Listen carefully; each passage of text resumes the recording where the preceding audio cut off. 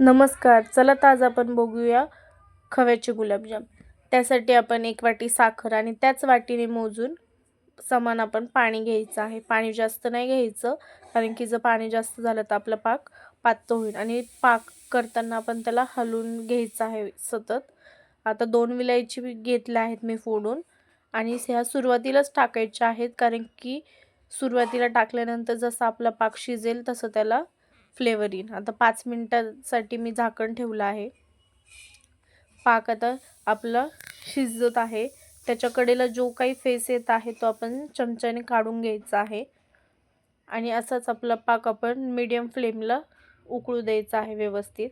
पाक जास्त पातळ पण नाही आणि जास्त घट्ट पण नाही करायचा, कारण की घट्ट जर झाला तर तो गुलाबजाममध्ये व्यवस्थित मुरणार नाही. आता आपला तयार आहे पाक.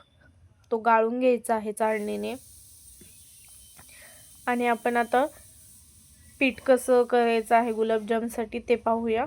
त्यासाठी 1 चमचा मैदा घ्यायचा आहे बारीक चाळणीमध्ये. तो आपण चाळून घ्यायचा आहे व्यवस्थित. यामध्ये आपण सोडा, मीठ काहीच वापर करायचा नाही आहे. आता मी 150 ग्रॅम खवा घेतला आहे. खवा आता हा माझा फ्रीजमध्ये होता, त्याच्यामुळे घट्ट झाले आहे.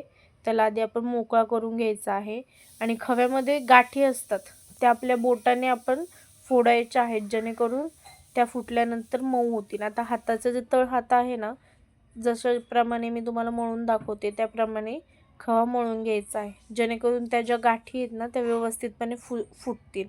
आणि बोटाच्या साहाय्याने आपण खवा व्यवस्थित मळून घ्यायचा आहे आणि अगदी हलक्या हाताने मळायचा आहे, कारण की जर जास्त जोर लावला तर व्यवस्थित गुलाबजाम आपले होणार नाही. अगदी आपण हलक्या हलक्या हाताने जितका मळू ना खवा, तितके आपले गुलाबजाम मऊ आणि लुसलुशीत होतात.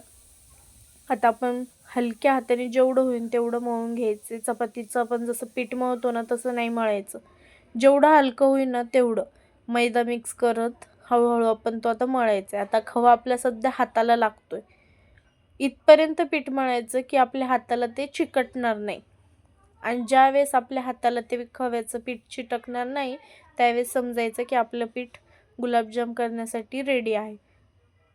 इतके मऊ आणि लुसलुशीत आपले गुलाबजाम होतात ना घरच्या घरी, की आपण परत बाजारचे गुलाबजाम खाणारच नाही.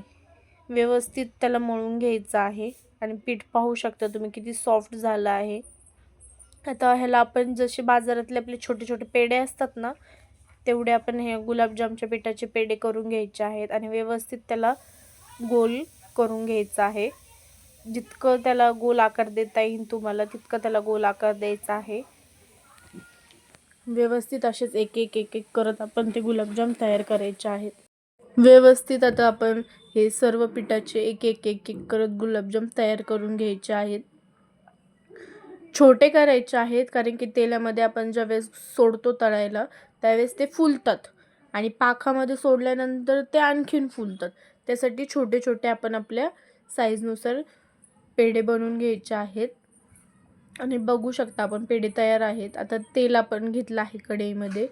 मीडियम आचेवर आपण हे तळायचे आहेत गुलाबजाम, लो फ्लेमवर, कारण की आतपर्यंत ते शिजले पाहिजेत, नाही तर आत ते कच्चे राहतील. आता एक एक करत आपण गुलाबजाम तेलामध्ये सोडून घ्यायचे आहेत आणि गुलाबजाम सोडल्यानंतर जोपर्यंत ते खालून त्याला थोडासा लालसर रंग येत नाही तोपर्यंत पलटायचे नाही, कारण की जर आपण मधीच त्याला पलटायला गेलो तर ते फुटण्याची भीती असते खवा असल्यामुळे.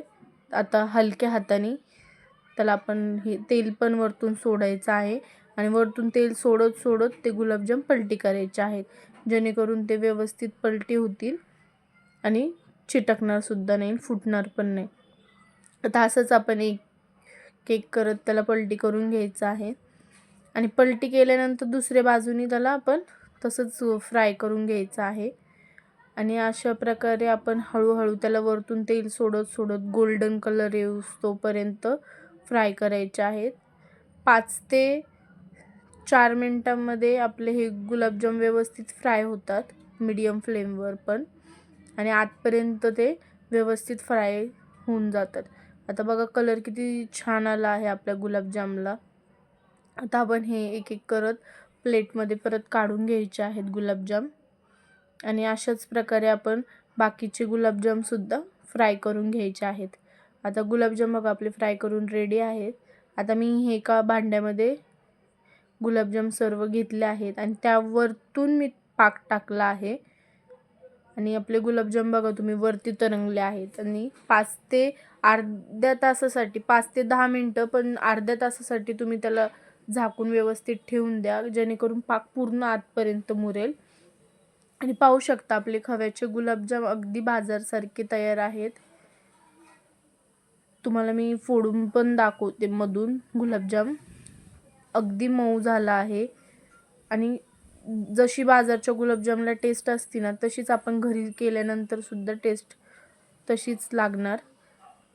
परफेक्ट मेजरमेंटनी जर तुम्ही केले तर व्यवस्थित आपले गुलाबजाम रेडी होतील. थँक्यू. आवडल्यास लाईक करा.